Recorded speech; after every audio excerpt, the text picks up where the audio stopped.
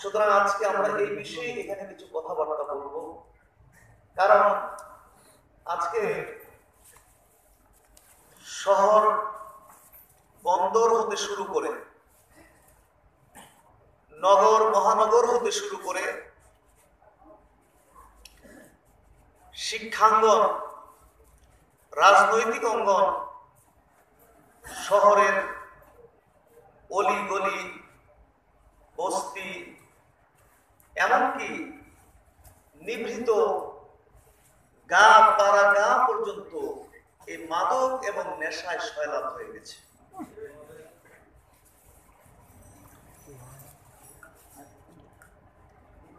সুশীল সভ্য সমাজ হতে শুরু করে রাজনীতিবিদ, শিক্ষাবিদ,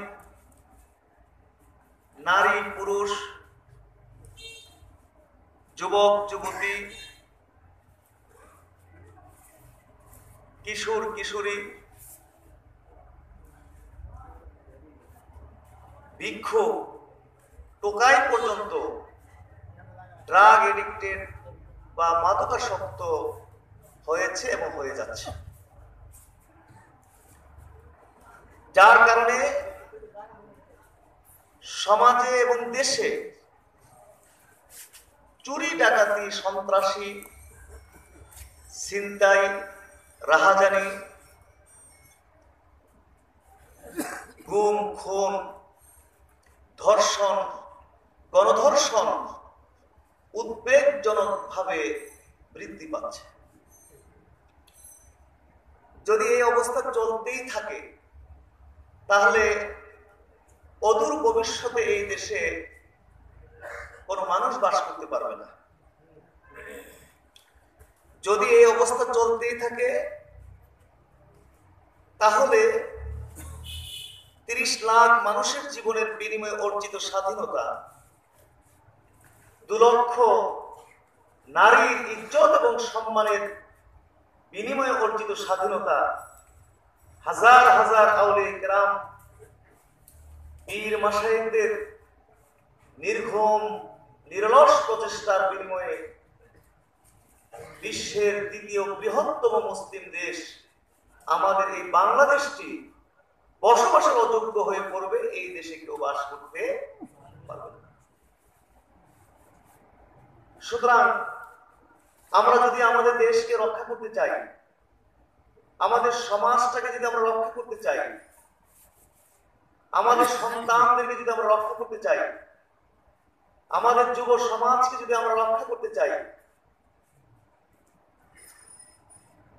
আমাদের দেশকে যদি দুর্নীতি মুক্ত দেশ করতে চাই, চুরি মুক্ত দেশ করতে চাই, সন্ত্রাসী মুক্ত দেশ করতে চাই, গুম হত্যা মুক্ত দেশ করতে চাই, ধর্ষণ গণধর্ষণ মুক্ত দেশ করতে চাই, মাদক মুক্ত বাংলাদেশ করতে চাই, তাইলে এই মুহূর্ত থেকেই এই দেশের পীর মাশায়েখ, আলেম ওলামা, ইমাম খতিব, অভিভাবক, শিক্ষক, আইন শৃঙ্খলা বাহিনী এবং সরকারকে আন্তরিক পরিকল্পিত সুপ্রচেষ্টা করতে হবে। আমরা কি চাই না যে আমাদের দেশটা সুন্দর হয়ে যাক? জোরে বলো, আমরা কি চাই কি চাই না? তো ইনশাআল্লাহ যে বিষয়গুলো বললাম সময়ে সময়ে আপনাদের সামনে ইনশাআল্লাহ বিষয়গুলো নিয়ে কথা হবে।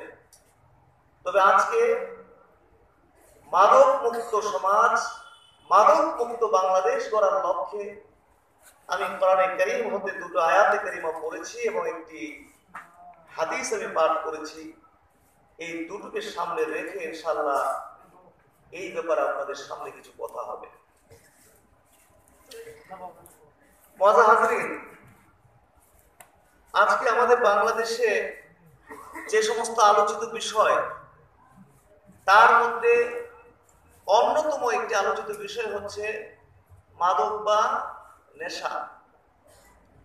আমাদের বাংলাদেশের যতগুলো জাতীয় সমস্যা রয়েছে তার মধ্যে অন্যতম শ্রেষ্ঠতম একটি জাতীয় সমস্যা হলো মাদক বা নেশা। কিন্তু ইসলাম পূর্ব জাহিলি যুগে এবং ইসলামের প্রাথমিক যুগে এই মাদক বা নেশার পরিস্থিতি আরো মারাত্মক ছিল। এমন কোন ঘর ছিল না যে ঘরে মদ তৈরির ব্যবস্থাপনা ছিল না। এমন কোন অনুষ্ঠান হতো না যে অনুষ্ঠানে মদ পরিবেশন করা হতো না। বিবাহ শাদী, আকিকা, ওলিমা বা যে কোনো ধরনের জিয়াফত অথবা এই জাতীয় যে কোনো অনুষ্ঠান ছিল, এগুলোতে মদ পরিবেশন একটি অপরিহার্য বিষয় ছিল।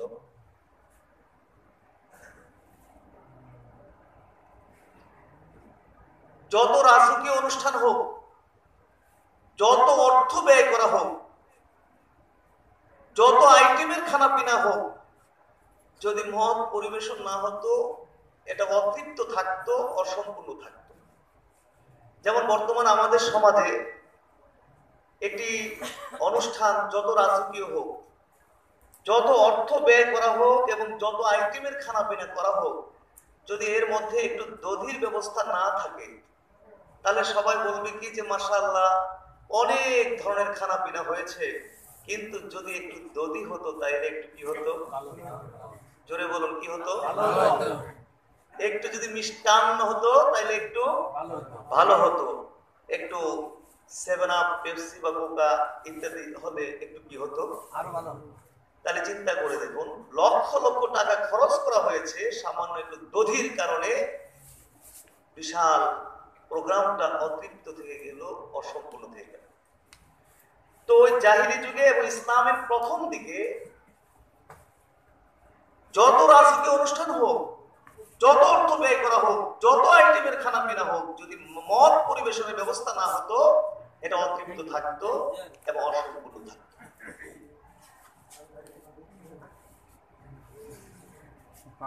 তখন এমন কোন মানুষ ছিল না যারা মদ পান করতো না।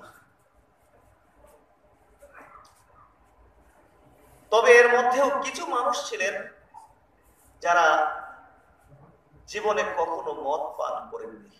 সুবহানাল্লাহ। যেমন তাদের মধ্যে একজন হলেন রাহমাতুল্লিল আলামিন, শাফিউল মুজনিবিন, সাইয়্যিদুল আম্বিয়া ওয়াল মুরসালিন, আমার প্রিয় নবী, আপনাদের প্রিয় নবী, নবী মুহাম্মদ রাসূলুল্লাহ সাল্লাল্লাহু আলাইহি ওয়াসাল্লাম জীবনে তিনি কখনো মদ পান করেননি। সুবহানাল্লাহ। হযরত আবু বকর সিদ্দিক রাদিয়াল্লাহু তাআলা আনহু জীবনে কখনো মদ পান করেননি। হযরত ওমর ফারুক রাদিয়াল্লাহু তাআলা আনহু জীবনে কখনো মদ পান করেননি।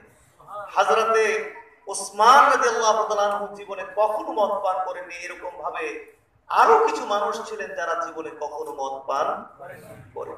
বলুন না সুবহানাল্লাহ। সুবহানাল্লাহ। এমনকি জাহিলি যুগেও কিছু মানুষ ছিল যারা মদের কুফল লক্ষ্য করে, মদের ক্ষতিকর দিকগুলো লক্ষ্য করে, মদের কুফল দিকগুলো বুঝতে পেরে, ক্ষতিকর দিকগুলোকে বুঝতে পেরে নিজের উপরে নিজেই মদকে হারাম করে নিয়েছিলেন। সুবহানাল্লাহ। জোরে বলুন সুবহানাল্লাহ। ইসলাম আসার আগে জাহিলি যুগেই কিছু মানুষ মদের কুফল, ক্ষতিকর দিকগুলো বুঝতে পেরে নিজের উপরে নিজে মদকে চিরতরে হারাম করছিলেন। সুবহানাল্লাহ। সুবহানাল্লাহ।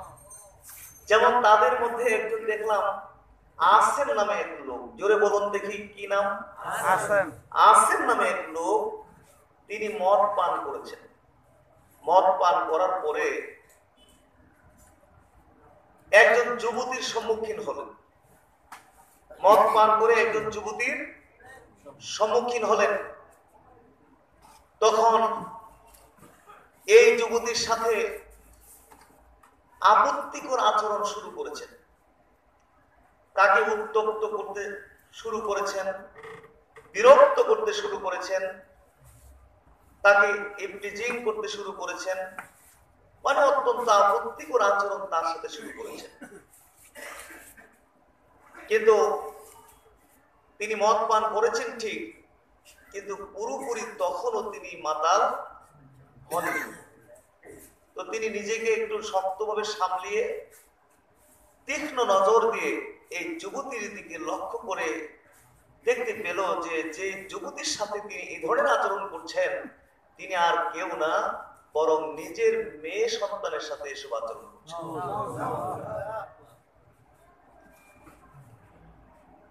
তখন তিনি ওই অবস্থায় বললেন, যে মদ স্ত্রী এবং মেয়ের মধ্যে পার্থক্য করতে পারে না, যে মদ স্ত্রী এবং বোনের মধ্যে পার্থক্য করতে পারে না, যে মদ স্ত্রী এবং মায়ের সাথে পার্থক্য করতে পারে না, এই মদ কখনো মানুষের জন্য কল্যাণকর কিছু হতে পারে না, মানবতার জন্য কল্যাণকর কিছু হতে পারে না। সুতরাং এই মুহূর্তে আমি প্রতিজ্ঞাবদ্ধ হলাম, এই মুহূর্তে আমি শপথ করলাম আমার জীবনে আর কখনো আমি মদ পান করব না। বলুন না সুবহানাল্লাহ। নিজের উপরে নিজে মদকে হারাম করে নিয়েছে। তো এইভাবে ইসলামের প্রাথমিক যুগে মানুষ মদ পান করে করে মাতলামি করত, পাগলামি করত, ঝগড়াঝাটি করত, গালিগালাজ করত, খুন খারাপি করত, এলাকার শান্তিপূর্ণ পরিবেশকে ধ্বংস করত। তো বিশেষ করে হযরত ওমর এটা সহ্য করতে পারতেন না, কারণ হযরত ওমরকে আমরা সবাই চিনি। কি বলেন, চিনি কি চিনি না? হযরত ওমর তিনি এসব সহ্য করতে পারতেন না। হযরত ওমর আরো কিছু সাহাবী নিয়ে আল্লাহ রাসূলের কাছে গেলেন, গিয়ে বললেন যে আল্লাহ রাসূল, কত সুন্দর পরিবেশ, কিন্তু এই পরিবেশটাকে ধ্বংস করে দিচ্ছে মাদক।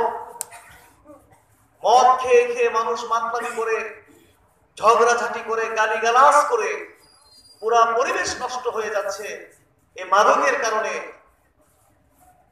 অথচ ইসলামের অনেক বিধিবিধান আল্লাহ তাআলা আপনার মাধ্যমে জারি করছেন, বিভিন্ন বিধিবিধান নাজিল হচ্ছে, বিভিন্ন আদেশ নিষেধ নাজিল হচ্ছে।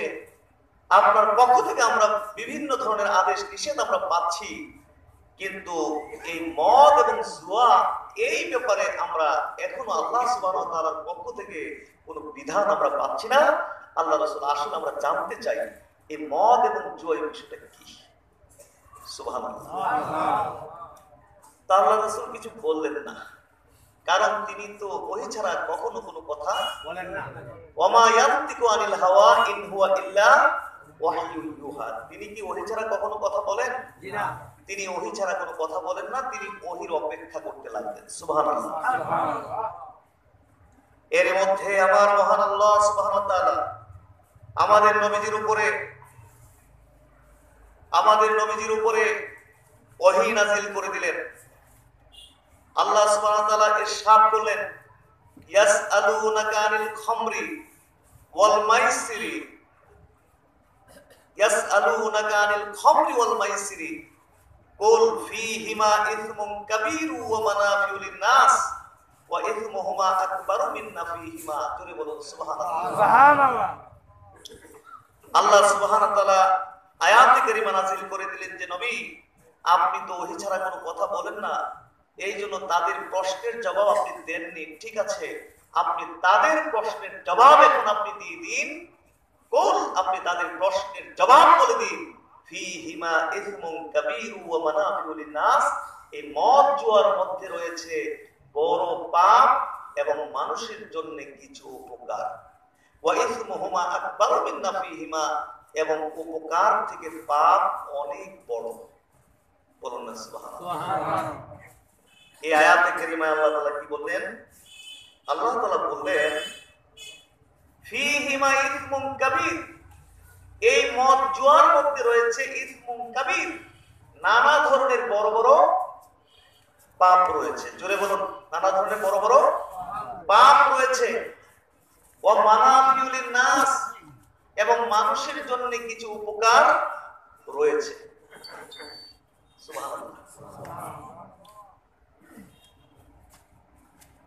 মানুষের জন্য কিছু উপকার রয়েছে আর নানা ধরনের পাপ রয়েছে। এখানে এই আয়াতে কারিমায় কিন্তু আল্লাহ তাআলা মদকে নিষিদ্ধ করলেন না, মদকে এবং জুয়াকে হারাম করলেন না। এখানে শুধু মানুষকে একটু চিন্তা করার সুযোগ দিয়েছেন, একটু গবেষণার সুযোগ দিয়েছেন।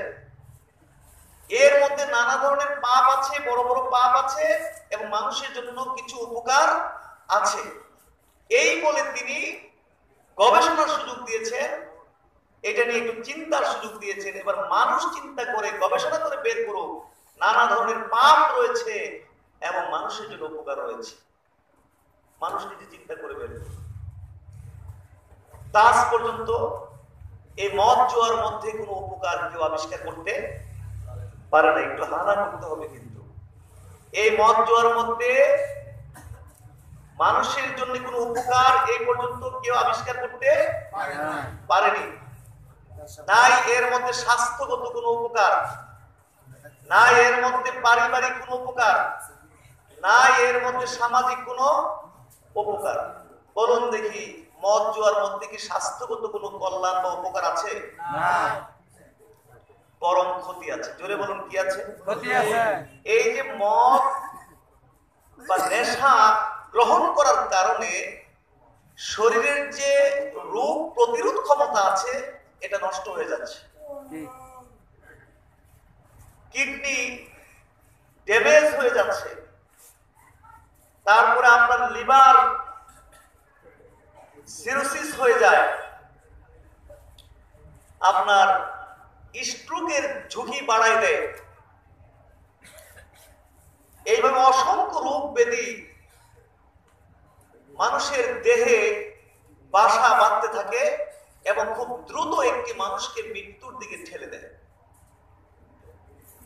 তাইলে এর মধ্যে স্বাস্থ্যের জন্য কোনো কল্যাণ বা উপকার, পারিবারিক কোনো উপকার বা কল্যাণ কি আছে নাকি?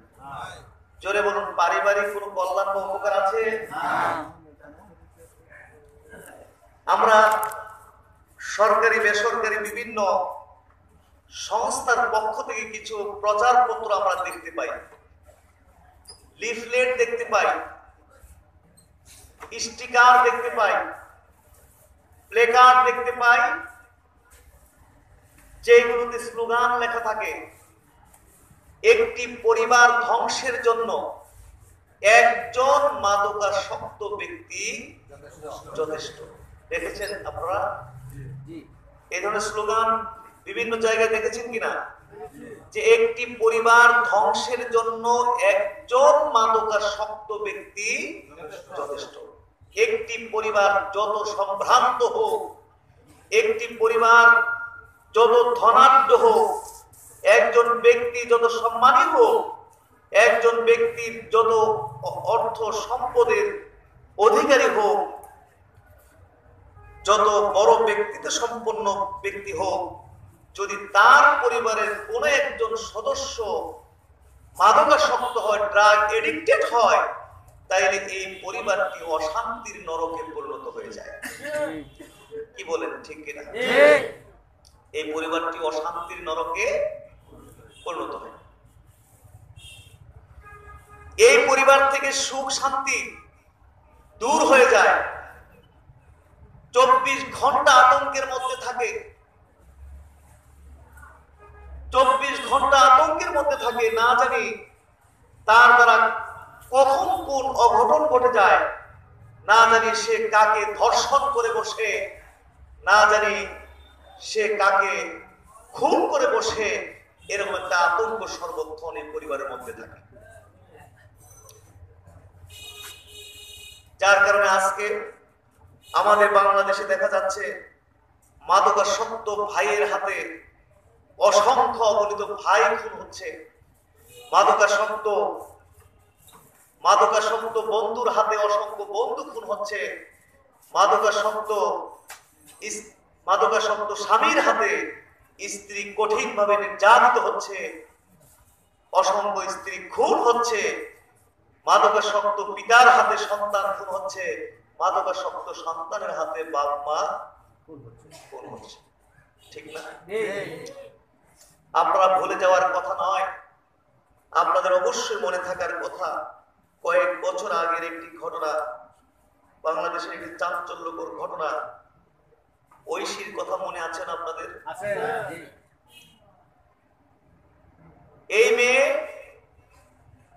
বেসরকারি বিশ্ববিদ্যালয়ের ছাত্রী ছিল, তার বাবা ছিল পুলিশের একজন ঊর্ধ্বতন কর্মকর্তা,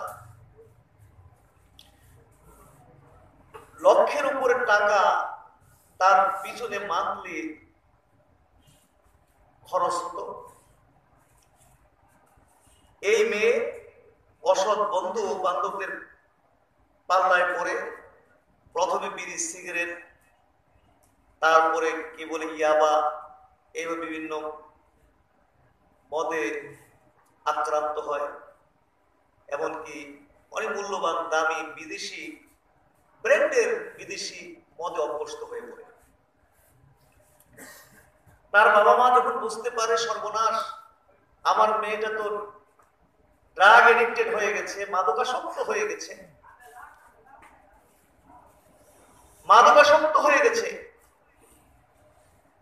তখন তার বাবা টাকা পয়সার পরিমাণটা একটু কমাতে থাকে। তো এই নিয়ে বাপ মার সাথে তার ঝগড়া ঝাঁটি হয়, বাদ বিতণ্ডা হয়।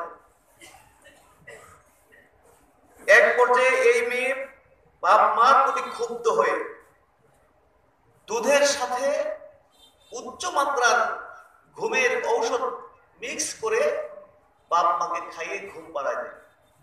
গভীর রাত্রে মাতাল অবস্থায় এই মেয়ে নিজ হাতে বাপ মা দুজনকে জবাই করে দেয়। আরো জোরে তার মৃত্যুদণ্ড হয়েছিল, কিন্তু বাংলাদেশের সংবিধান অনুযায়ী 18 বছর পর্যন্ত শিশু থাকার কারণে মৃত্যুদণ্ড থেকে সাজা কমিয়ে যাবজ্জীবন দেয়া হয়েছে, এখন সাজা ভোগ করছে।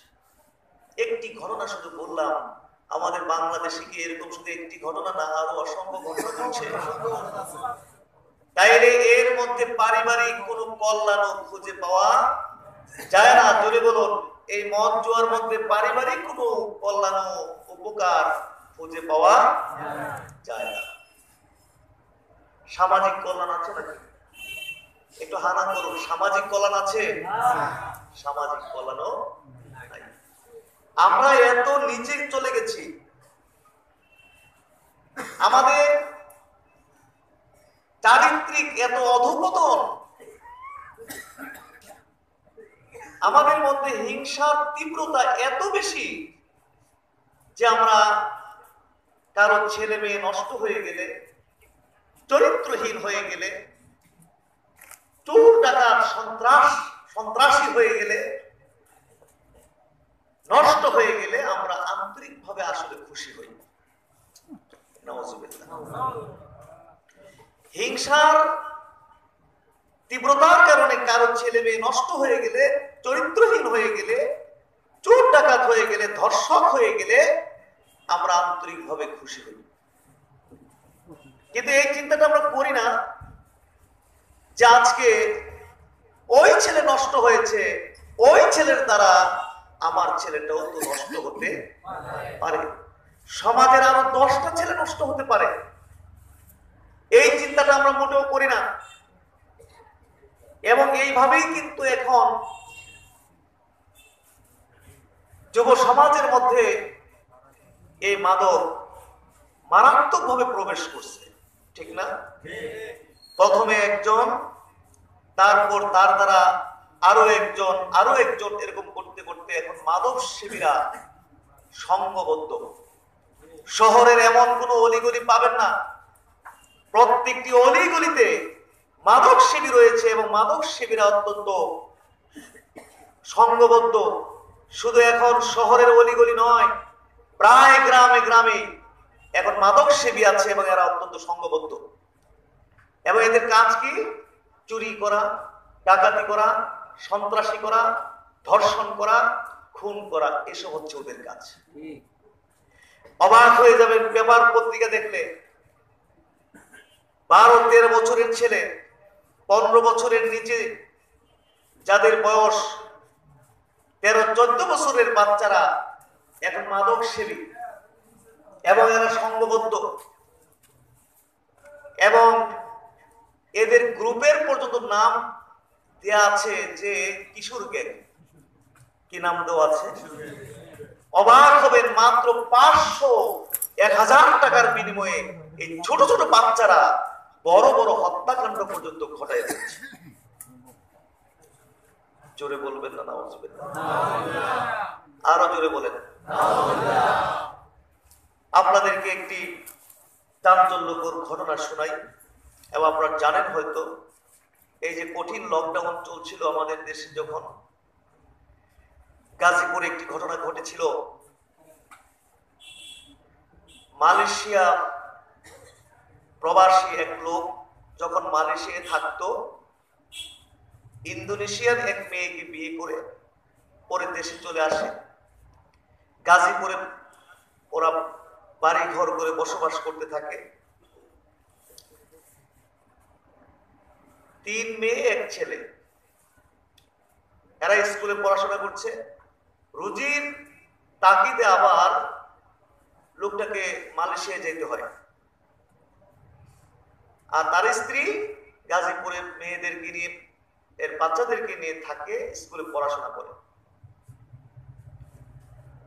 তো ওই এলাকার মাদক সেবী চক্র মদের টাকা সংগ্রহ করার জন্য ওনার বাড়ির যে কোনো একদিক দিয়ে হয়তো গ্রিল ট্রিল কেটে ভিতরে ঢুকে সারা বাসা তল্লাশি করে 30,000 টাকা পায়। দেখি কত পায় বলুন?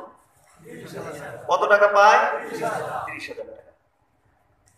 এক পর্যায়ে ওই মহিলা যখন খোঁজ পেয়ে গেল, টের পেয়ে গেল, মহিলা বুঝতে পারলো যে সর্বনাশ, এই ছেলেগুলো তো আমার এলাকার সবচেয়ে খারাপ ছেলে, মাদক সেবী চক্র, ওরা আমার বাসায় ঢুকেছে। ওরা কি করেছে?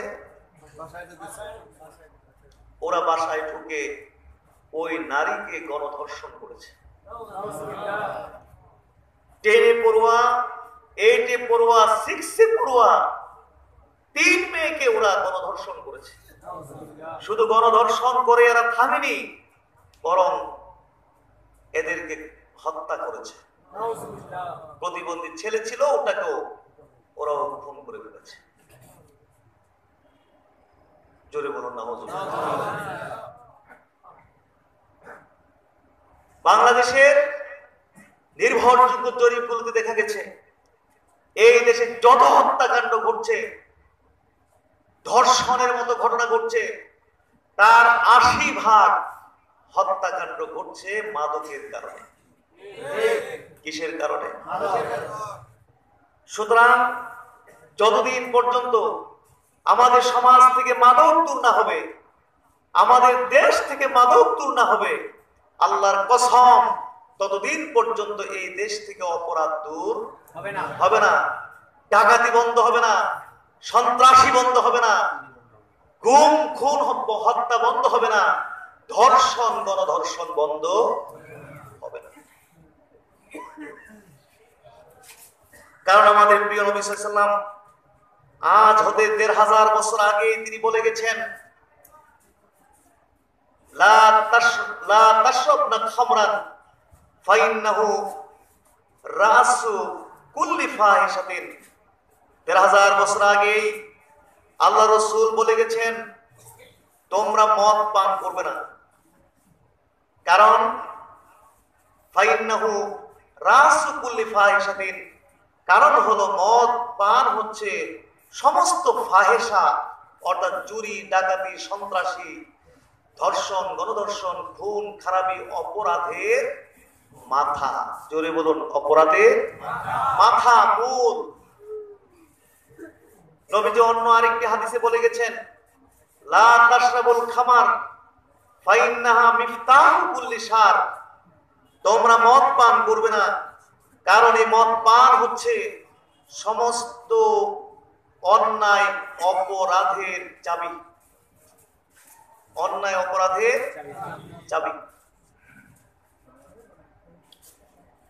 সুনান নাসাইর মধ্যে হযরত উসমান, শুনুন, এত নড়াচড়া করলে তো হবে না। হযরত উসমান রাদিয়াল্লাহু তাআলা আনহু, তিনি যখন খলিফাতুল মুসলিমিন, তিনি যখন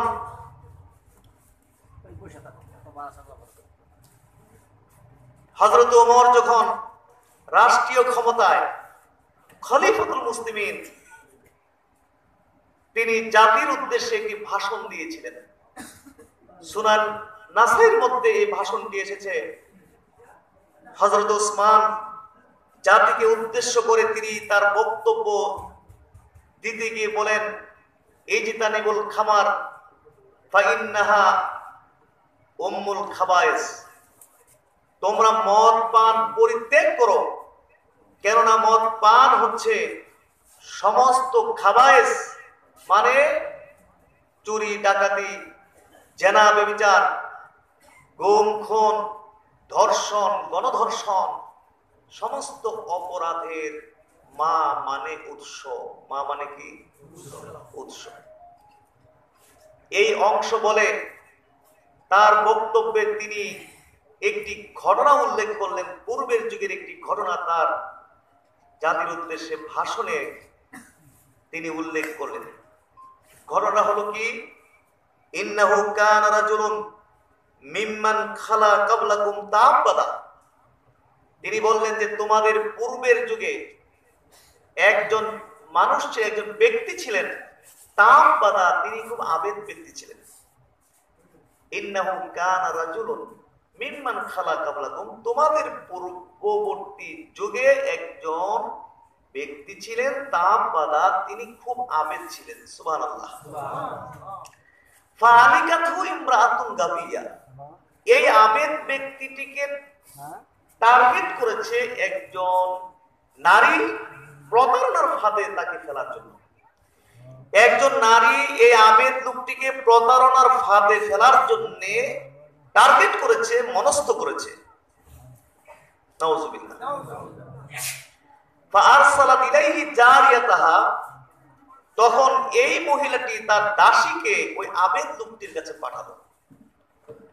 আবেদ লোকটিকে গিয়ে তার দাসীটি বলল যে, ইন্না নাদুকা লিশাহাদা, আমরা আপনাকে একটু ডাকছি একটা সাক্ষী দেওয়ার জন্য। আপনি যদি সাক্ষীটা দেন তাইলে আমাদের জন্য একটু উপকার হবে। আল্লাহর ওলি যারা, আবেদ যারা, তারা তো সাধারণত একটু সরল টাইপের হয়, কি বলেন, ঠিক না? দুনিয়ার এত কাউ গেঞ্জাম তারা কি বুঝেন? একটু সরল সহজ টাইপের হন। তিনি চিন্তা করলেন, যদি তাদের উপকার হয় তাহলে আমি তাদের একটু উপকার করলাম, ভালো। ফান্তালাকা মা জারিয়াতাহা। তখন এই আবেদ লোকটি ওই দাসীর সাথে চলতে লাগলেন। ফাতফিকাত কুল্লামা দাখালা বাবান আগলাকাতহু দুনাহু। এরপরে এই আবেদ লোকটি কোন একটি কামরায় প্রবেশ করলে ওই দাসীটি দরজাটা বন্ধ করে দেয়। আরেকটি কামরা অতিক্রম করলে ওই দাসী দরজা বন্ধ করে দেয়। এরকম কয়েক কামরা অতিক্রম করার পরে হাত্তা আফদা ইলা ইমরাতিন ওদিয়া, কয়েক কামরা অতিক্রম করে তিনি একটি অতি সুন্দরী, অতি সুশ্রী এক নারীর সম্মুখীন হলো।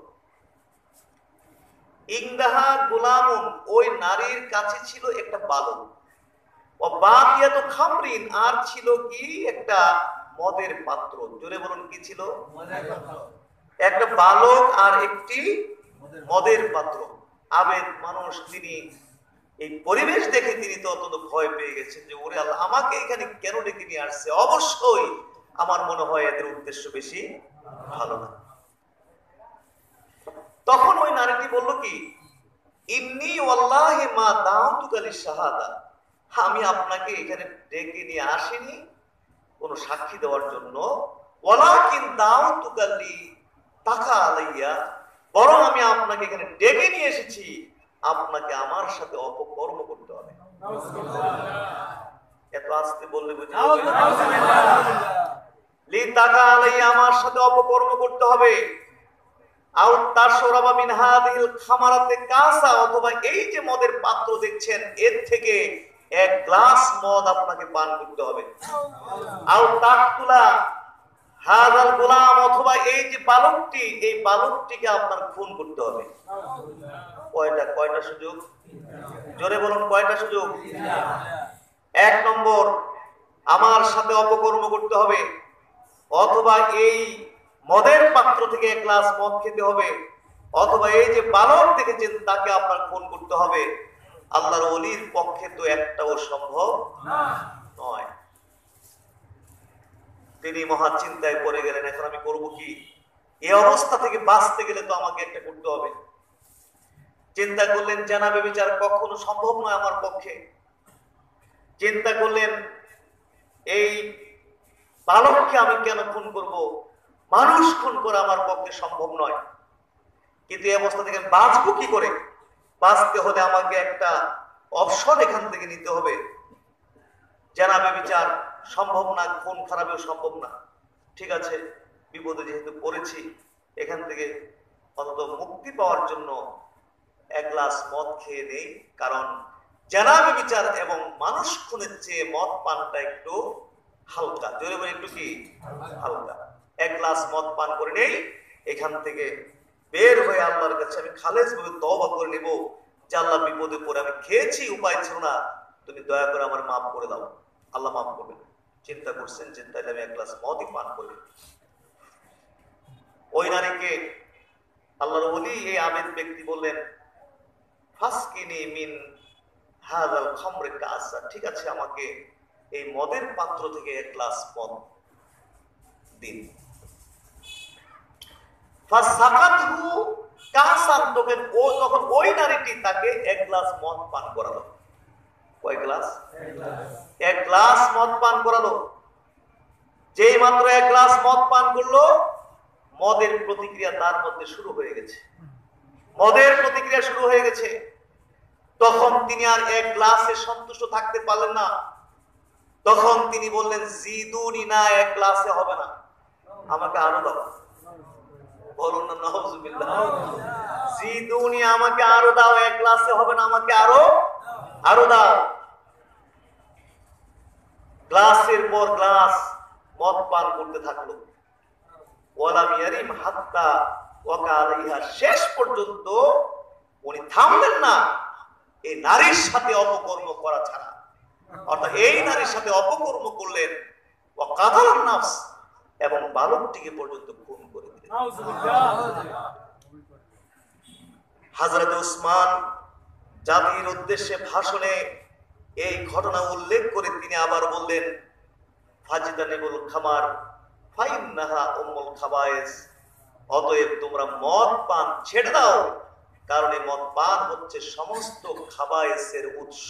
জোরে বলুন নাউজুবিল্লাহ। আরো জোরে বলুন নাউজুবিল্লাহ। সুতরাং যতদিন পর্যন্ত সমাজ থেকে মাদক দূর না হবে, মদ জুয়া দূর না হবে, আমার দেশ থেকে মদ জুয়া দূর না হবে, ততদিন পর্যন্ত এই দেশ থেকে অপরাধ দূর হবে না। জোরে বলুন নাউজুবিল্লাহ। তাইলে বলুন দেখি, এর মধ্যে আপনার স্বাস্থ্যগত কোনো কল্যাণ পাওয়া গেল? পারিবারিক কোনো কল্যাণ পাওয়া গেল? সামাজিক কোনো কল্যাণ পাওয়া গেল? কোনো কল্যাণ নেই। তবে মহান আল্লাহ সুবহানাহু ওয়া তাআলা কিন্তু এখানে বলেছেন যে মানুষের জন্য এর মধ্যে কিছু উপকারও আছে। জোরে বলুন, আল্লাহ তাআলা কথা বলছেন কিনা? মানাফিউল লিন-নাস, মানুষের জন্য এর মধ্যে কিছু উপকারও আছে। আল্লাহ তাআলা কি কখনো ভুল বলেন? না। আল্লাহ তাআলা কি কখনো মিথ্যা বলেন? না। আল্লাহ বলেছেন যে এর মধ্যে মানুষের জন্য কিছু উপকার আছে। মুফাসসিরিনে কেরাম বলেছেন যে হ্যাঁ, এর মধ্যে মানুষের জন্য কিছু উপকার আছে। সে উপকারটা কি?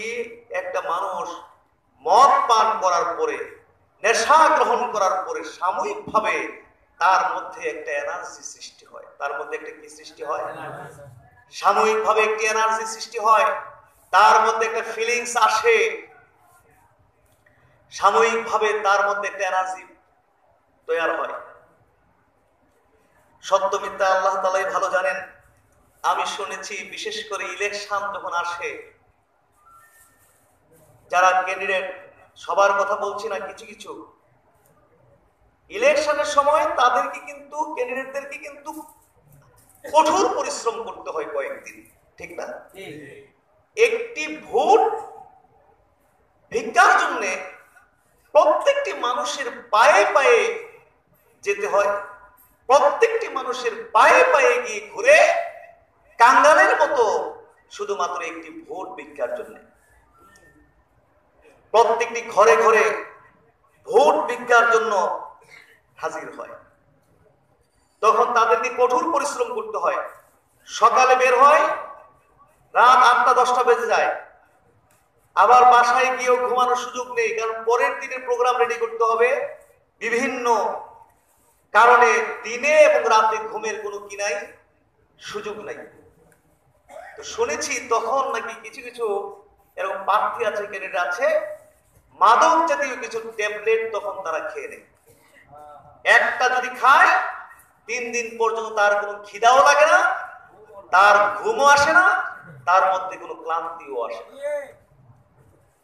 কিছু বলবেন কিনা? কি বলবেন দেখি? নাউযুবিল্লাহ। আরো জোরে বলেন। এই সন্ধ্যায় ঘুম চলে আসছে নাকি? এই মাহফিল তো ছিল সারা রাতের মাহফিল, করোনায় ধরছে তো, এই জন্য আগেই ছুটি হবে আপনাদের। তো এখনই কি ঘুমাই যেতেছেন? একটু হানা করতে হবে তো, চুপ থাকলে হবে না। তো বুঝবো কি করে আপনি ঘুমান নাকি জাগ্রত? একটু হানা করলে বোঝা যাবে যে জাগ্রত, ঠিক কিনা? বোবার মতো বসে থাকবেন না, একটু হানা করবেন। হাজিরিন,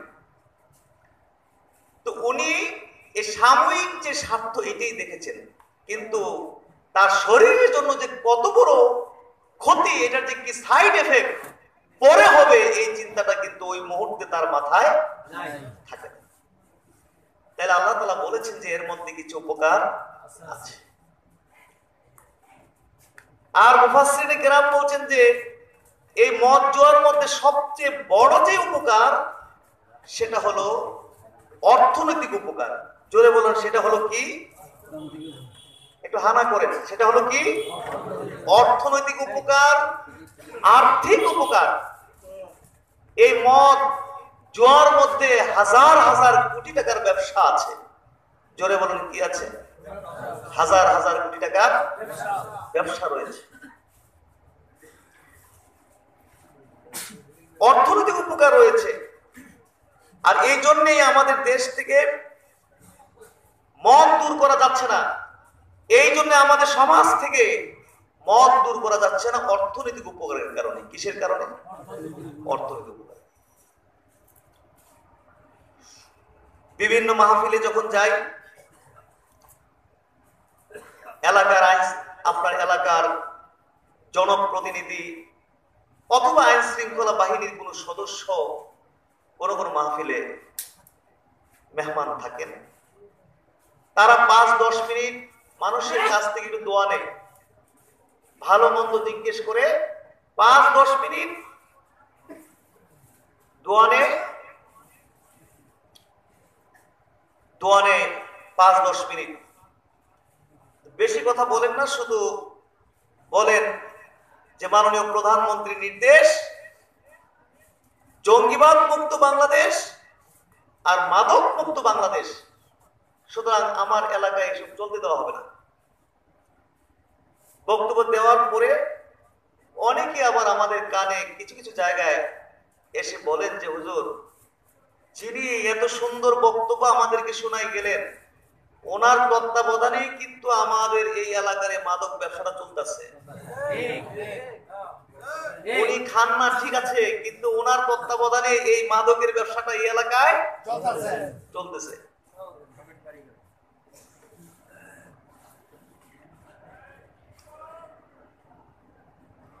আইন শৃঙ্খলা বাহিনীর কোন সদস্য তারাও এরকম বক্তব্য দেন। দরবারে তো ভালো লোকেরাও যায়, আবার খারাপ লোকেরাও কি যায়। এই জন্য আমাদের বহু ধরনের লোকের সাথে দেখা সাক্ষাৎ হয়। আর দরবারে তো খারাপ মানুষগুলোই বেশি যাওয়া দরকার, কি বলেন ঠিক না? ভালোরা তো ভালোই, খারাপরা বেশি যাওয়া দরকার ভালো হওয়ার জন্য। তো এই জন্য বহু ধরনের লোকের সাথে আমাদের এই ক্ষুদ্র জীবনে দেখা হয়, সাক্ষাৎ হয়েছে।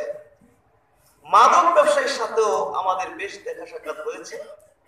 তা আমাকে বলছেন যে হুজুর, আপনাদের বক্তব্য শুনলে, কথাবার্তা শুনলে মনে চায় যে এই ব্যবসা ছেড়ে দেই, কিন্তু হুজুর এটা এত অন্ধকার জগৎ, এখানে ঢুকা যত সহজ, এখান থেকে বাহির হওয়া কিন্তু এত সহজ নয়।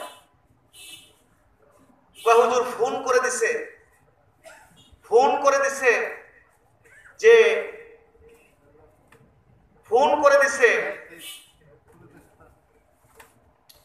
যে এই ব্যবসা করো বা ছাড়ো, কিন্তু মাসে মাসে যে মাসোয়ারা জমা দিতা, ওই মাসোয়ারা কিন্তু ঠিক থাকতে হবে, নতুবা কিছু ট্যাবলেট দিয়া, কিছু বোতল টোতল দিয়া ধরাই দিয়ে এমন জায়গায় সালাম করে দেবো, ওইখান থেকে সুইটটাই দিতে পারতাম না। বলুন নাউজুবিল্লাহ। আমাদের মাননীয় প্রধানমন্ত্রী তিনি জঙ্গিবাদের বিরুদ্ধে জিহাদ ঘোষণা করেছিলেন। মাশাআল্লাহ, তিনি এই ক্ষেত্রে শতভাগ তিনি সফল হয়েছেন, ঠিক না? শতভাগ তিনি সফল হয়েছেন। কারণ ওই মুহূর্তে আমাদের বাংলাদেশে যেইভাবে জঙ্গিবাদ মাথা চারা দিয়ে উঠেছিল, প্রধানমন্ত্রী যদি শক্ত হাতে তখন তার দমন না করতেন, তাইলে এতদিনে হয়তো বাংলাদেশ সিরিয়া এবং আফগানিস্তানের মতো হয়ে যেত।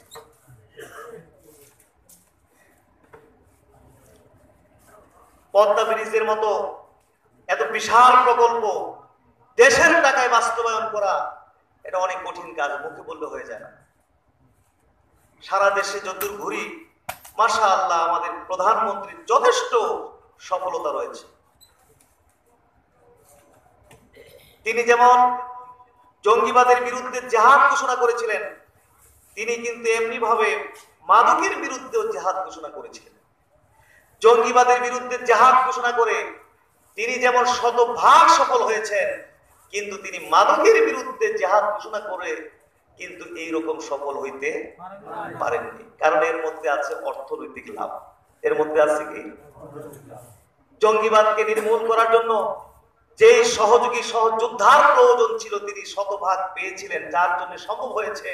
কিন্তু এই মাদকের জগতে যে সহযোগী সহযোদ্ধার প্রয়োজন ছিল, এই সহযোগী সহযোদ্ধা কিন্তু তিনি পাচ্ছেন না। তাহাজরিন, যতদিন পর্যন্ত মাদক দূর না হবে, ততদিন পর্যন্ত অন্যায় অপরাধ দূর হবে না। টাকার জন্য আমরা অস্থির হয়ে যাই, টাকার জন্য আজকে এগুলো দূর করা যাচ্ছে না।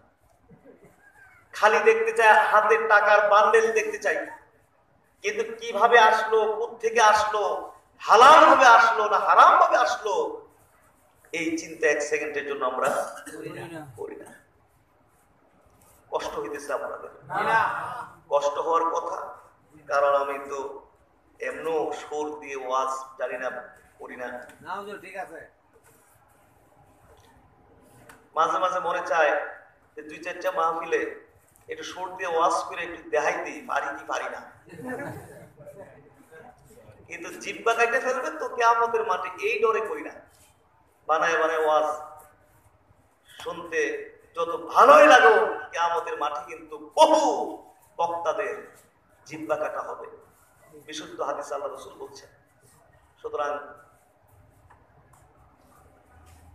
যেইভাবে রয়েছে ঠিক সেভাবে আমাকে বলতে হবে। আপনাদের কষ্ট হলেও আমার তো কিছু করার। টাকার জন্য, অর্থনৈতিক সুবিধার জন্য মত নির্মূল করা যাচ্ছে না, কারণ আমরা টাকার পাগল হয়ে গেছি।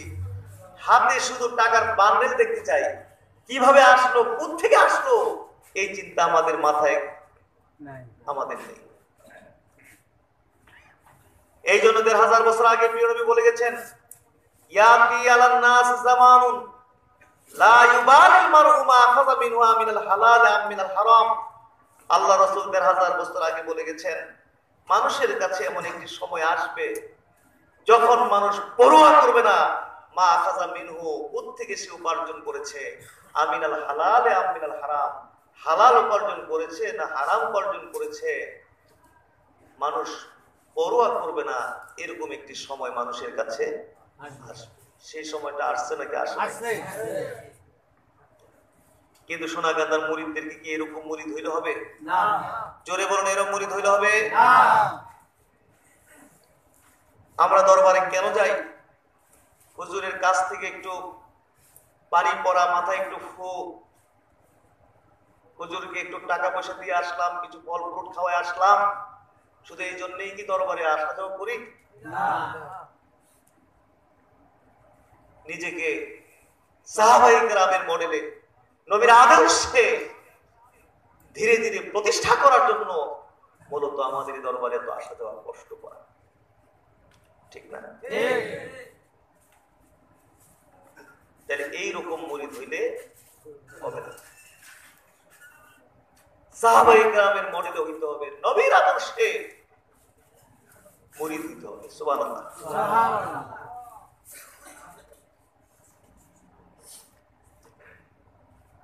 আম্মা জান আয়েশা সিদ্দিকা হাদিস বলছেন, আবু বকর সিদ্দিক রাদিয়াল্লাহু তাআলা আনহুর একজন গোলাম ছিল। আবু বকর সিদ্দিক রাদিয়াল্লাহু তাআলা আনহুর একজন কি ছিল?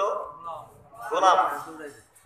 গোলাম যা উপার্জন করত, এটার মালিক হইতো মালিক হইতো মনিব, এর মালিক হইতো কে? মনিব। এবং এটা খাওয়া বৈধ। আবু বকর সিদ্দিক রাদিয়াল্লাহু তাআলা আনহুর এক গোলাম কিছু খাবারের জিনিস নিয়ে আসলেন। আবু বকর সিদ্দিক রাদিয়াল্লাহু তাআলা আনহু ওইটা খাইলেন। খাওয়ার পরে গোলাম জিজ্ঞেস করলেন, মা তাদরি মা হাযা, আপনি কি জানেন যে আপনি কি খেয়েছেন?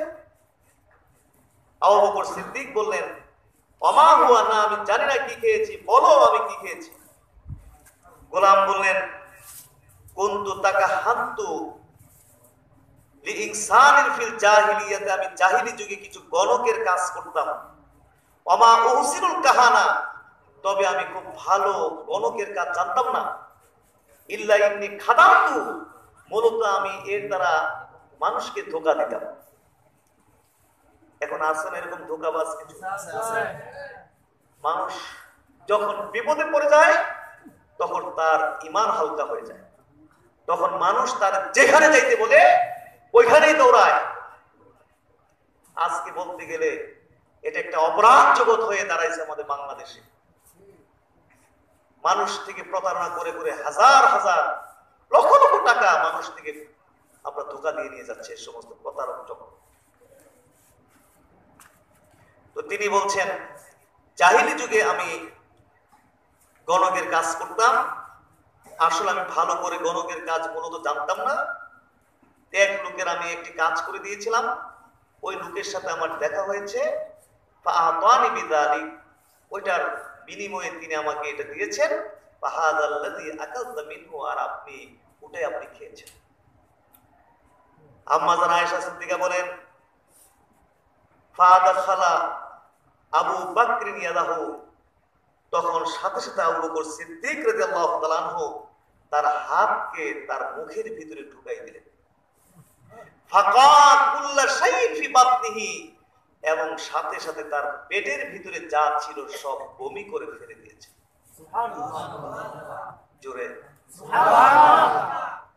আমাদের চিন্তায় কি এসব আছে মাথায়? এরকম একটা ঘটনা খুঁজে পাওয়া যাবে না। তারাও তো মুমিন, আমরাও তো, পার্থক্য আছে না নাই?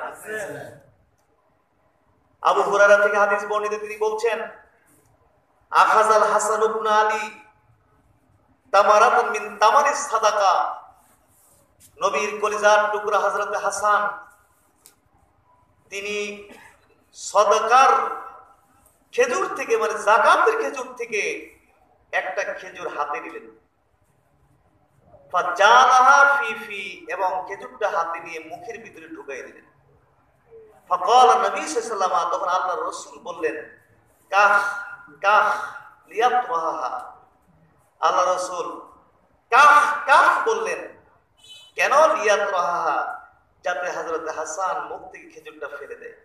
ছোট বাচ্চারা যখন নোংরা কোনো জিনিস মুখে দিয়ে দেয় তখন আমরা বলি ছি ছি ছি, তখন কি করে বাচ্চা মুখ থেকে ফেলে দেয়। নবী বললেন কাহ কাহ লিয়াতরাহা, যাতে এটা মুখ থেকে ফেলে দেয়। হযরত হাসান সাথে সাথে মুখ থেকে খেজুরটা ফেলে দিলেন। ফেলে দেওয়ার পরে আল্লাহ রাসূল বললেন আমার শারতা আন্না লা নাকুলা সাদাকা, নানা ভাই তুমি কি জানো না আমরা যে যাকাত খাই না? সুবহানাল্লাহ সুবহানাল্লাহ। হাসান তুমি কি জানো না, নানা ভাই তুমি জানো না আমরা যে যাকাত খাই না? এই চিন্তা আমাদের মাথায় আছে। ছোট বাচ্চা একটা খেজুর না হয় মুখে দিয়ে দিচ্ছে, আল্লাহ রাসূল ওটা মুখ থেকে বাহির করে নিয়ে আসছেন। সুবহানাল্লাহ। আল্লাহ রাসূল বলছেন আমি একটি পরিত্যক্ত খেজুরের পাশে দিয়ে যাইতেছিলাম, মাররা নবী সাল্লাল্লাহু আলাইহি ওয়াসাল্লাম বিতামারাতিন মাসকুদা, পড়ে থাকা একটা খেজুরের পাশে দিয়ে আল্লাহ রাসূল যাচ্ছিলেন। তিনি বলছেন আমার এত প্রচন্ড ক্ষুধা তখন ছিল, আমি যদি এই সন্দেহ না করতাম যে খেজুরটা কোনো যাকাতের খেজুর হতে পারে, তাইলে আমি এত ক্ষুধার্ত ছিলাম যে আমি ওই খেজুরটা খেয়ে নিতাম। বলুন না সুবহানাল্লাহ। কিন্তু আমাদের কি এসব চিন্তা ভাবনা আছে নাকি? খালি টাকার বান্ডেল হাতে চাই, কিভাবে আসলো, কোত্থেকে আসলো, চুরির টাকা না ডাকাতির টাকা না কারো জবরদস্তির টাকা না সুদের টাকা না ঘুষের টাকা, এই চিন্তা করার সময় আমাদের নাই। এই জাতীয় মুমিন মুসলমান আর মুরিদ হইলে হইবে না। দরবারে এই জন্য যাই না, দরবারে যাই নিজেকে সাহাবায়ে কেরামের মডেলে নবীর আদর্শে জীবনটা গঠন করার জন্য যাই। তো যাই হোক, আজকে টাকার জন্য এগুলো দূর করা যাচ্ছে না। আল্লাহ আমাদেরকে হেদায়েত দান করুন, আমিন। যারা এগুলোর সাথে সম্পৃক্ত, যাদের দ্বারা এগুলো সমাজ থেকে দূর হবে, দেশ থেকে দূর হবে, আল্লাহ তাআলা তাদেরকে যেন সাহাবায়ে কেরামের মতো এরকম মুমিন বানায় দেন, বলুন আমিন। নবীজির আদর্শবান হওয়ার মতো তৌফিক আল্লাহ যেন তাদেরকে দান করুন, আমিন। এই অংশে আমি একটু লম্বা করে ফেলেছি। যাই হোক, আমি আমার মূল জায়গায় চলে আসি।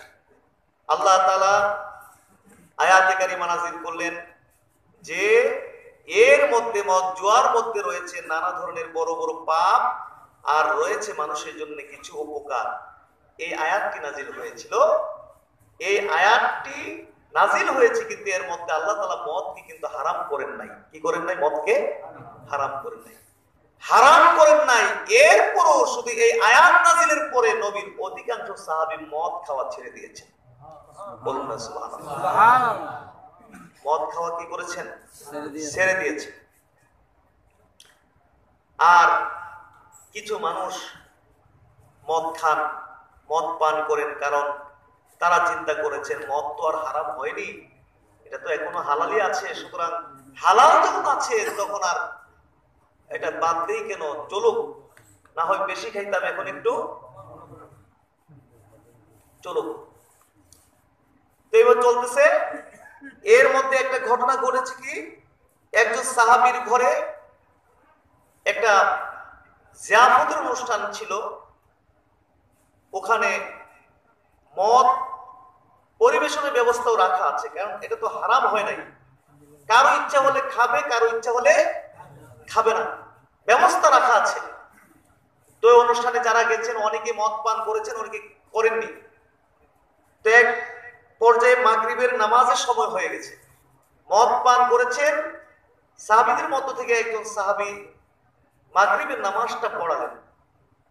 নামাজটা পড়লেন, সূরাতুল কাফিরুন তিনি তেলাওয়াত করতেছিলেন। এর মধ্যে তিনি বিশাল এক গন্ডগোল সৃষ্টি করে ফেললেন। কুল ইয়া আইয়ুহাল কাফিরুন লা আ'বুদু মা তা'বুদুন, কাফেররা তোমরা যাদের ইবাদত করো, পূজা করো, আমি তাদের ইবাদত বা পূজা করি না। কিন্তু গন্ডগোল বাজাই দিলেন কি, মদের প্রতিক্রিয়ার কারণে লা দিয়ে তিনি শুরু না করে তিনি আ দিয়ে শুরু করছেন, মানে লাটা ডিলিট হয়ে গেছে। লাটা কি হয়ে গেছে? লা দিয়ে শুরু না করে তিনি আ দিয়ে শুরু করেছেন, মানে কুল ইয়া আইয়ুহাল কাফিরুন আ'বুদু মা তা'বুদুন, কাফেররা তোমরা যাদের ইবাদত করো, পূজা করো, আমিও তাদের পূজা করি, ইবাদত করি। ছোট গন্ডগোল না বড় গন্ডগোল? 360 মূর্তির পূজা তারা করত। উজ্জা, লাত, মানাত, হুবল, এরকম বড় বড় দেবদেবীর পূজা তারা করত। তোমরা যাদের পূজা করো, ইবাদত করো, আমিও তার পূজা করি, তার ইবাদত করি। ছোট গন্ডগোল না বড়? তখন আল্লাহ রসুলের কাছে দৌড়ায় গেলেন নামাজের পরে, যে আল্লাহ রসুল এই ঘটনা ঘটেছে। আল্লাহ রসুল কিছু বলেন না, কারণ তিনি ওহী ছাড়া কোনো কথা বলেন না। এরই মধ্যে আল্লাহর পক্ষ থেকে ওহী নাজিল হয়ে গেল, ইয়া আইয়ুহাল্লাযীনা আমানু লা তাকরাবুস সালাতা ওয়া আনতুম সুকারা হাত্তা তা'লামু মা তাকুলুন। জোরে বলুন সুবহানাল্লাহ। ঈমানদারগণ, তোমরা নেশাগ্রস্ত অবস্থায় নামাজের ধারে কাছেও আসবে না, হাত্তা তা'লামু মা তাকুলুন, যতক্ষণ পর্যন্ত না তোমরা যা বলো তা বুঝো। যা বলো তা বুঝা পর্যন্ত নেশাগ্রস্ত অবস্থায় কেউ নামাজের ধারে কাছেও আসবে না। এই আয়াত নাযিল হয়ে গেছে। এখন সাহাবায়ে কেরাম দেখলেন এই আয়াতের মধ্যেও তো মদ হারাম হয়নি, শুধু নামাজে যাওয়া যাবে না নেশাগ্রস্ত অবস্থায়, এছাড়া বাকি সময় খাওয়া যাবে না। হারাম হয় নাই। কি হয় নাই? হারাম হয় নাই। এরপরও আরো অসংখ্য সাহাবী ছেড়ে দিছে, তো নামাজ পড়তে ঝামেলা হবে, তাহলে দরকারটাই বা কি, এটা দরকার নাই বাদ। কিন্তু যারা বেশি ডুবে গেছে তারা বলছে যে না, মদ তো তাহলে এখানে তো আল্লাহ তোর হারাম করেন নাই, সুতরাং জায়েজ যেহেতু আছে, হালাল যেহেতু আছে, চলো। এখন খাবে কি করে? চিন্তা করলেন 2 ওয়াক্ত নামাজের পরে খাওয়া যাবে, আর 3 ওয়াক্ত নামাজের পরে খাওয়া যাবে না। 2 ওয়াক্ত নামাজ, ফজরের আমরা কি বলি এশার নামাজ পরে খেয়ে নিব, ফজর আসতে আসতে মদের প্রতিক্রিয়া দূর হয়ে যাবে, ফজরে সুন্দরভাবে জামাতে হাজির হইতে পারবো। চিন্তা করছেন তো? মদ যারা তখন খেত, নামাজের চিন্তাটা আগে মাথায় থাকতো, কিন্তু এখন যারা মদ খায় তাদের কি নামাজের চিন্তা আছে? না। এশা পরে খেয়ে নেব, ফজর আসতে আসতে দূর হয়ে যাবে প্রতিক্রিয়া, ফজরে সুন্দরভাবে জামাতে হাজির হব।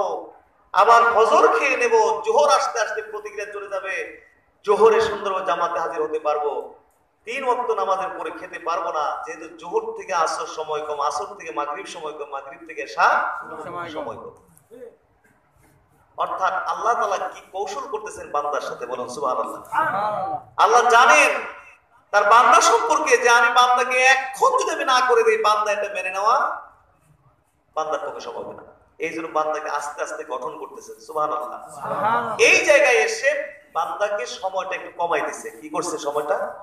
এই জন্য দেখেন না, মদ হারাম হয়েছে ইসলাম আসার 18 বছর পরে। কত বছর পরে? মক্কায় 13 বছর, হিজরতের 5ম হিজরিতে মদ হারাম হয়। তাহলে মক্কায় 13 বছর আর মদিনায় কয় বছর? 5 বছর। 18 বছর পর্যন্ত ইসলাম আসার 18 বছর পর্যন্ত মদ হারাম হয় নাই, মদ সুন্দরভাবে চলতেছে। বলুন সুবহানাল্লাহ। সময়টা কমাই দিচ্ছে, আস্তে আস্তে বান্দাকে সাইজ করে আনতেছে। বলুন সুবহানাল্লাহ। এর মধ্যে আরেক ঘটনা ঘটে গেছে কি, সহিহ মুসলিমের মধ্যে হাদিস খানা এসেছে, মুসাব ইবনে সাদ রাদিয়াল্লাহু তাআলা তিনি নিজে হাদিসটা বর্ণনা করছেন। তিনি বলছেন, আতাইতু আলা কওমিন মিনাল মুহাজিরিন মিনাল আনসার ওয়াল মুহাজিরিন, আমি আনসার এবং মুহাজির সাহাবীদের মধ্য থেকে কিছু সাহাবীর কাছে গেলাম।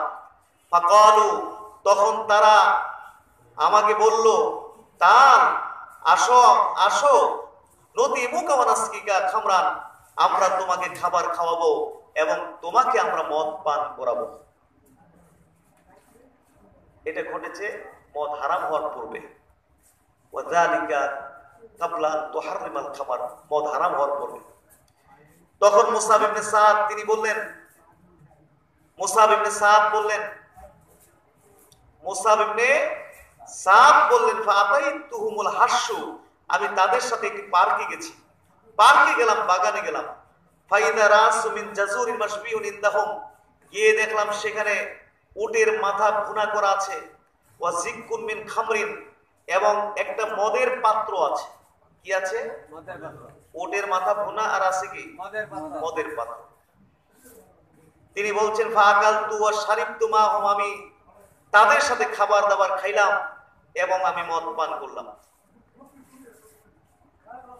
মদ পান করলাম। ফাযুকিরাতিল আনসার ওয়াল মুহাজিরুন, এরপর আনসার ও মুহাজির সাহাবীরা বিভিন্ন আলোচনায় লিপ্ত হয়ে গেছে। খাওয়া দাওয়ার পরে আমরা লোকজন যখন অনেক একসাথে খাওয়া দাওয়া খাই, খাওয়া দাওয়ার পরে আমরা আলাপ আলোচনা কিছু করি না?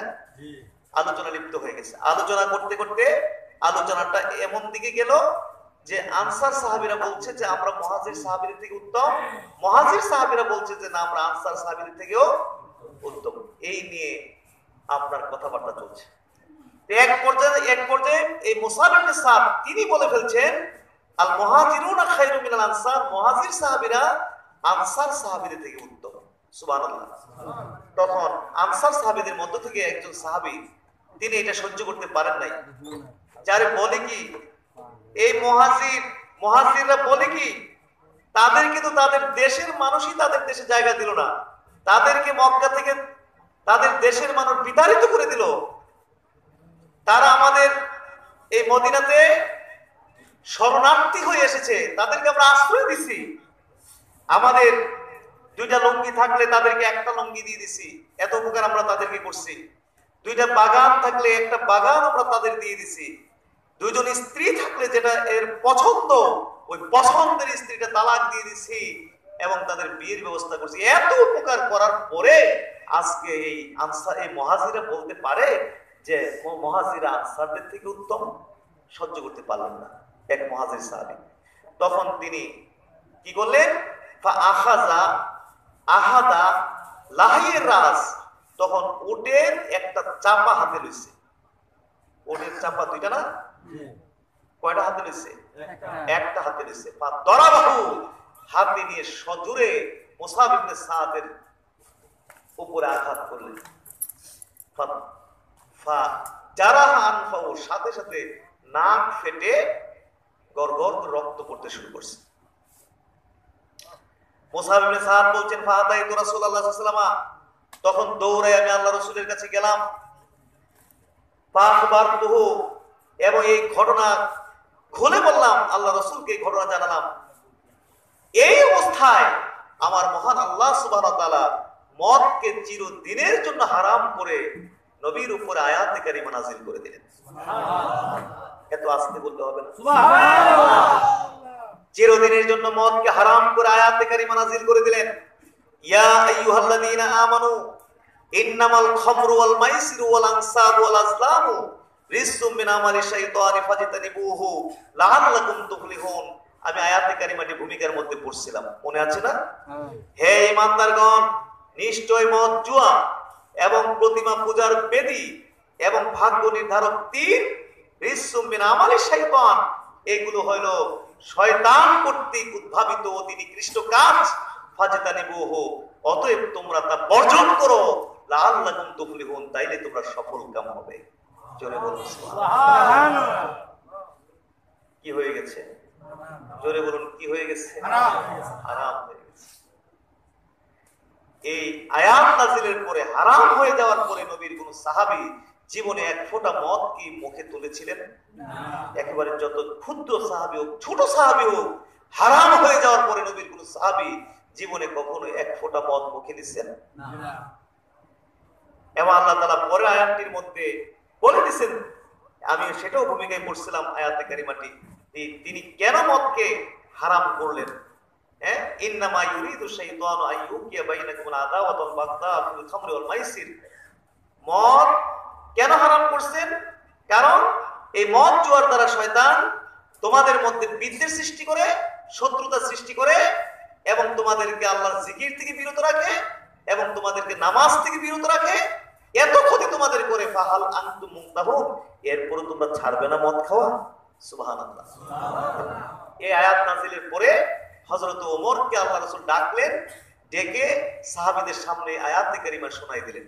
যখন আল্লাহ রাসূল এই জায়গায় তেলাওয়াত নিয়ে আসলেন, ফাহাল আনতুম মুনতাহুন, তোমরা কি এর পুরো ছাড়বে না? এই জায়গায় আসার পরে সমস্ত সাহাবীরা এক বাক্যে আওয়াজ দিয়ে বললেন, ইনতাহাইনা ইনতাহাইনা ইয়া রাব, হ্যাঁ রব, আমরা মদ খাওয়া চিরদিনের জন্য ছেড়ে দিলাম। বলুন না সুবহানাল্লাহ। এক ফোঁটা মদ এই আয়াত নাযিলের পরে নবীর কোন সাহাবী আর মুখে তুলেননি। এমনকি অবাক হবেন, মদিনার চিত্রটা সেদিন কি হয়েছিল। আনাস ইবনে মালিক বলছেন যে আমি আবু তালহার ঘরে কিছু সাহাবীদেরকে আমি মদ পান করাইতেছিলাম। এমন সময় আল্লাহ রাসূলের আহ্বানকারী এসে আহ্বান করলো, আলা ইন্নাল খামর, আলা ইন্নাল খামার, আলা ইন্নাল খামরা কাদ হুরিমাত, মদ হারাম হয়ে গেছে। সুবহানাল্লাহ। ওই সময় কি ঘোষণা দেওয়ার জন্য এরকম মাইক ছিল, ফেসবুক ছিল, ইউটিউব ছিল? কোন বিধান জারি হলে আল্লাহ রাসূল আহ্বানকারী পাঠাইতেন, যাও এই আইন নাযিল হয়েছে গিয়ে বলে দিয়ে আসো। সুবহানাল্লাহ। আনাস বলছেন আমি আবু তালহার করে কিছু সাহাবীকে মদ পান করাইতেছিলাম, এমন সময় আহ্বানকারী এসে বলল, সাবধান, মদ হারাম হয়ে গেছে। এই আয়াত মানে এই আওয়াজটা শোনার পরে আবু তালহা আনাসকে বললেন যে আনাস, কাজ করো, তুমি বাহির হও এবং মটকাগুলো বাহির করো এবং এগুলো সব ঢেলে দাও। বলুন সুবহানাল্লাহ। আনাস বলে আমি বাইর হইলাম, মটকাগুলো বাহির করলাম এবং আমি ঢেলে দিলাম। আমি দেখতে পেলাম মদিনার গলির দিয়ে বাসাবাড়ি থেকে এমন ভাবে মদ ঢালা হচ্ছে, বৃষ্টি হলে যেমন পানি প্রবাহিত হয়, মদিনার গলি দিয়ে এইভাবে মদ প্রবাহিত হয়ে যাচ্ছে। এক ফোঁটা মদ আর মুখে তোলেননি। জোরে বলুন না সুবহানাল্লাহ। এই জন্য তাদেরকে বলা হয় প্রকৃত মুমিন। এই জন্য তাদেরকে বলা হয় কি? আমরাও তো মুমিন। আমাকে জিজ্ঞেস করলে আমি বলবো আমি মুমিন, আপনাকে জিজ্ঞেস করলে আপনি বলবেন মুমিন। নবীর সাহাবীরাও মুমিন ছিলেন আর আমরাও। কত যে আল্লাহ নিষেধ করে রাখছেন, কত যে নবী নিষেধ করে রাখছেন, আর কত যে আদেশ করে রাখছেন, এইগুলো আমাদের খবরও আমাদের। নবীর সাহাবীরা নবীকে এইভাবে মানতেন। সুবহানাল্লাহ। আংটি হাতে দিতেন, স্বর্ণের আংটি নবী। তখন নবীর সাহাবীরাও স্বর্ণের আংটি হাতে দেওয়া শুরু করেছেন। আল্লাহর বিধান যখন নবীজির উপর আসলো, তখন নবীজি হাতের আঙ্গুল থেকে স্বর্ণের আংটি খুলছেন আর বলছেন যে আমি আমার জীবনে আর কখনো স্বর্ণের আংটি পরবো না। ছুঁড়ে ফেলে দিলেন। নবীর সাহাবীরাও যার যার আঙ্গুল থেকে স্বর্ণের আংটি খুলে ছুঁড়ে ফেলে দিচ্ছেন। সুবহানাল্লাহ। এখন মুসলমান নবীর উম্মত মুমিন স্বর্ণের চেইন গলায় পরে না, আংটি পরে না, তো তারাও মুমিন ছিল, আমরাও মুমিন। নবীজি নামাজ পড়বেন, নামাজ পড়ছেন, নামাজের মধ্যে পায়ের জুতা খুলে ফেলে দিয়েছেন। নবীর সাহাবীরাও খুলে ফেলে দিয়েছেন। নবী জিজ্ঞেস করেন, কেন ফেললে? আপনি খুলছেন এই জন্য আমরা খুলছি। আর জিব্রাইল তো আমাকে মাত্র ওহী করেছে যে আল্লাহ রাসূল আপনার পায়ের জুতায় নাপাকি, সুতরাং জুতা খুলেন, এই জন্য আমি খুলছি। তোমরা খুললা কেন? আপনি খুলছেন, আপনাকে অনুসরণ করতে গিয়ে আমরাও খুললা বালাই দিচ্ছি। সুবহানাল্লাহ। চিন্তা করে দেখেছেন? আপনার নবী হিজরতের পরে মদিনায় 16-17 মাস বাইতুল্লাহর দিকে ফিরে, বাইতুল মুকাদ্দাসের দিকে ফিরে নামাজ পড়ছেন। কোন দিকে? নামাজ পড়ছেন বাইতুল মুকাদ্দাসের দিকে, ঠিক, কিন্তু আল্লাহ রাসূলের মনটা চাচ্ছে যদি বাইতুল মুকাদ্দাস কিবলা না হয়ে বাইতুল্লাহ কিবলা হতো তাহলে আমার শান্তি লাগতো। সুবহানাল্লাহ। আল্লাহ নবীর মনের কথা জানেন কি জানেন না? আসর নামাজ পড়তেছিলেন, 2 রাকাত নামাজ পড়ার পরে আল্লাহ তাআলা নবীর উপরে আয়াতে কারিমা নাযিল করে দিলেন। কি? ফাওয়াল্লি ওয়াজহাকা শাতরাল মাসজিদ, যে আল্লাহ রাসূল আপনি আপনার চেহারাকে বাইতুল্লাহর দিকে ফিরাইলেন। বলুন সুবহানাল্লাহ। আপনার অন্তরটা যেদিকে টান ছিল ওই দিকে আপনি ফিরাইলেন। ফালা নুওয়াল্লিয়ান্নাকা কিবলাতান তারদাহা, আপনার অন্তর যেদিকে চাচ্ছে ওই দিকে আপনার কিবলা ফিরাইলেন। 2 রাকাত নামাজ পড়ছে বাইতুল মুকাদ্দাসে, এই আয়াত নাযিল করে সাথে সাথে নবীজি মুখ ফিরাই ফেলছেন কোন দিকে? বাইতুল্লাহর দিকে। সুবহানাল্লাহ। সুবহানাল্লাহ। একজন সাহাবী এইভাবে নবীর সাথে নামাজ পড়া বের হয়ে গেছেন, গিয়ে দেখছেন যে আনসার কিছু সাহাবী ওই বাইতুল মুকাদ্দাসের দিকেই নামাজ পড়তেছে, কারণ তারা তো জানে না কিবলা যে পরিবর্তন হয়ে গেছে। এই সাহাবী ডাক দিয়ে বলেন, শোনো, আমি নবীর সাথে বাইতুল্লাহর দিকে ফিরে নামাজ পড়ে এসেছি, কেবলা পরিবর্তন হয়ে বাইতুল্লাহ হয়ে গেছে। সুবহানাল্লাহ। তারা আর দেরি করে নাই, 2 রাকাত পড়ছে, আর বাকি 2 রাকাতের মধ্যে আবার মুখ ফিরে কেবলার দিকে চেহারা করে নিয়েছেন। জোরে বলুন সুবহানাল্লাহ। দেরি করছেন নাকি? নবীর কথা মানতে দেরি করছেন? দেরি করেন নাই।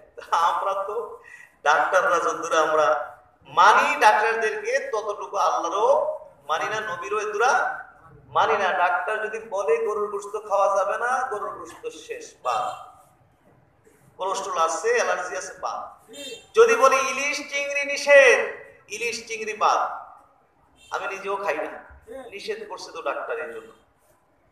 কিন্তু আল্লাহ এবং তার রাসূল যে কত আদেশ এবং কত নিষেধ করে রাখছে, এইগুলোর কোনো খবরও নাই। দাড়ি রাখার কথা বলে সময় হয় নাই, সময় হোক, রাখবো। দাড়ি কি সময় ওঠা ছাড়া কি সময় হওয়া ছাড়া দাড়ি ওঠে? জোরে বলুন, সময় হওয়া ছাড়া দাড়ি ওঠে কাটো? বলে স্ত্রী লোক একটু বুঝে শুনে নেই দেখি, নাহলে গন্ডগোল হবে বাসায়। নাউজুবিল্লাহ। তো তারাও মুমিন, আমরাও। দাড়ি রাখা এটা আমাদের পক্ষে সম্ভব হয় না, আর তারা কি করেছে, সুবহানাল্লাহ। যার কারণে সারা পৃথিবীতে ইসলামের দাওয়াত পৌঁছাইতে সক্ষম হয়েছিলেন আল্লাহ রাসূল। এর একটা টিম গঠন করতে পেরেছিলেন এই জন্য, সুবহানাল্লাহ। আসেনি 2-1 জন নবীর আশিক বা প্রকৃত মুমিন দাড়ি রাখবেন 1 মিনিট সময়, 1-2 মিনিট থাকলে দেখি 2-1 জন একটু বলুন না যে ইনশাআল্লাহ এই মাহফিলে আমি দাড়িটা রাখবো। আসেন 2-1 জন, আসেন না? দেখি দাড়ি নাই, এরকম 2-1 জন দাঁড়ান দেখি।